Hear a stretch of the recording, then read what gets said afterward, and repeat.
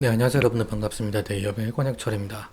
이스트소프트가 CSK 2024에 참여했다는 소식 여러분들도 아실 텐데 이번 CSK 2024에서 AI 보안 솔루션을 선보였다라고 하죠. 이 AI 보안 솔루션은 현재 사회적 이슈가 되는 이 딥페이크부터 LLM 보안까지의 기술을 담고 있다라고 하는데 이 윤석열 대통령까지 해당 부스에 방문해 높은 관심을 표했다라고 한답니다. 오늘 이러한 내용들 말씀드린다라고 생각해 주시면 될 것 같고요. 그리고 여러분들께서도 이스트 소프트에 대해서 이것 하나만큼은 궁금하다라고 하신 점이 있다면 댓글 꼭 남겨주세요. 다음 영상에서 말씀드려보도록 하겠습니다. 그럼 본론으로 바로 들어가 보도록 하죠. 먼저 이 CSK 2024가 어떠한 행사인지 좀 알아야 될 것 같은데 이 CSK 2024는 이 국정원과 그리고 국가보안기술연구소가 이 공동으로 주최하여 AI, 양자, 우주수대 그리고 글로벌 사이버 안보를 위한 신기술을 선보이는 자리라고 볼 수가 있겠고, 그리고 화이트 해커들이 참여를 하면서 이 사이버 공격 방어 대회도 함께 진행이 된다라고 하죠.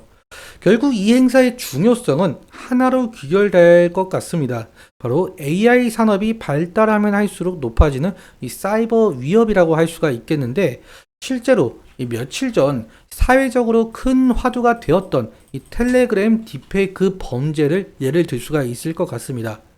아시다시피 현재 AI 수준은 이 딥페이크를 활용해서 음란물까지 제작하는 수준에 다다랐는데 미성년자들의 이 피해가 막심하다라고 하죠. 이러한 사회적 문제로 인한 이 대통령까지 이 명백한 범죄라고 단언할 정도인데요. 이번에 이러한 사회적 문제를 어느 정도 해결하기 위해서 이스트소프트가 이 CSK 2024에 참여를 하면서 AI 보안 솔루션을 선보였다라고 한답니다. 기사 내용을 좀 함께 살펴보도록 할게요. 이스트소프트, 이스트 시큐리티, CSK 2024에서 AI 보안 솔루션을 선보였다. 그러면서 특히 행사 둘째 날인 11일에는 윤석열 대통령이 양사 부스에 방문해 높은 관심을 받았다라고 한답니다.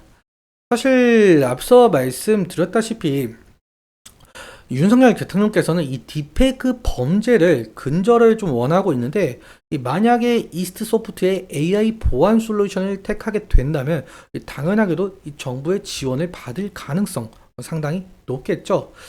좀 더 자세하게 좀 살펴보자면 LLM의 사용 급증으로 이 개인정보 및 기밀정보 유출 등 이 다양한 프라이버시 문제가 대두가 되고 있는 만큼 이 기업의 주요 정보 유출 방지 및 악성 콘텐츠 탐지를 위한 LLM 보안 솔루션 도입이 매우 중요하다라면서 현재 이스트 시큐리티가 준비 중인 최신 LLM 보안 솔루션 필요성과 이 기대 효과 등을 좀 윤석열 대통령께 소개를 해줬다라고 한답니다.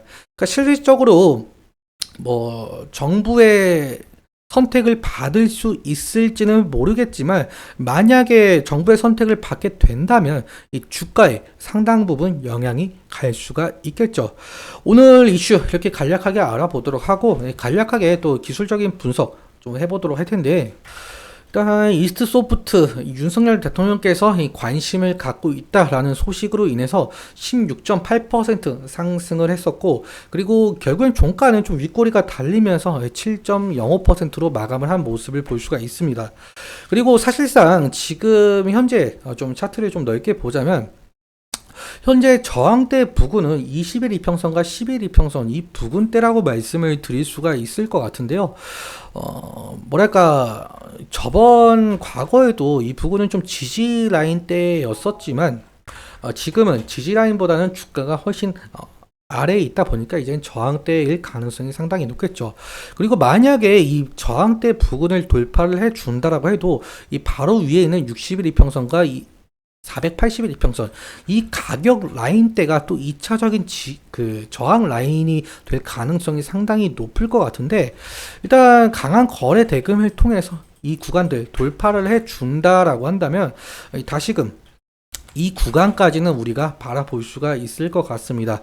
하지만 이 구간 결국 돌파를 해주지 못하고 하락을 하게 된다라고 한다면 우리가 바라볼 수가 있는 지지라인 같은 경우는 여기 이 신저가, 이 52주 신저가에 해당하는 부분이 될 가능성이 높을 것 같은데요.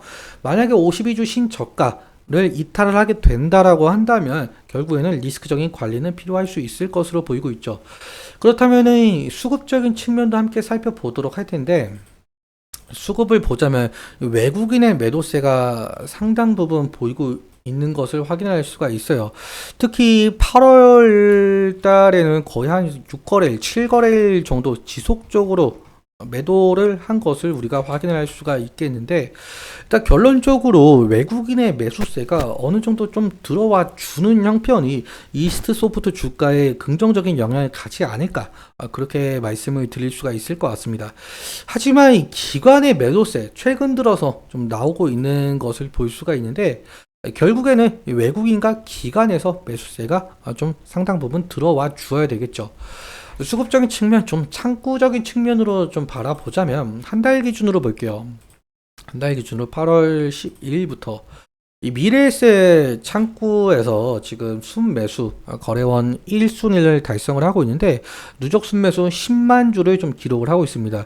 오늘 같은 경우도 매도 6만 1000주 그리고 매수 6만 4000주, 약 3000주 가량 매수세가 들어온 모습을 확인할 수가 있겠고요. 2위 창구로서는 이 삼성증권 창구 순매수 지금 34,000주를 기록을 하고 있습니다. 오늘 매도 1,100주와 매수 1,000주 이렇게 확인할 수가 있겠고, 결국에는 매도가 한 100주 정도 나왔다라고 볼 수가 있겠죠. 일단 1순위와 2순위의 누적 순매수가 상당 부분 차이가 나는 것을 우리가 확인할 수가 있어요. 약 7만 주 정도 차이가 나고 있기 때문에 지금 미래에셋 창구에서의 매도세가 상당히 나오게 된다면 관건은 과연 어느 창구에서 받아주는지가 관건이 될 수가 있겠죠. 예를 들자면은 미래에셋 창구에서 매도 물량이 나왔다. 그런데 HSBC 창구에서 매수를 그 매도 물량을 다 받아줬다라고 한다면 결국에는 이 외국인의 매수세가 들어오는 것으로 판단을 할 수가 있잖아요. 그렇기 때문에 이 창구적인 측면에 대해서도 우리가 매일같이 좀 확인해 봐야 되는 부분이 있다, 이렇게 말씀을 드릴 수가 있을 것 같습니다. 오늘 이렇게 말씀을 드리면서 앞서 말씀드렸다시피 여러분들께서 이스트 소프트 이것 하나만큼은 좀 궁금하다라는 점이 있다면 꼭 댓글 남겨주시고요. 그리고 오늘 말씀드렸던 내용들과 이러한 차트적인 부분들에 대해서는 제 개인적인 견해가 상당히 녹아 있기 때문에 여러분들의 주관적인 견해와 함께 투자의 현명한 선택하셨으면 좋겠습니다. 오늘도 시청해주셔서 감사하고 지금까지 데이언 멘토 권혁철이었습니다. 감사합니다.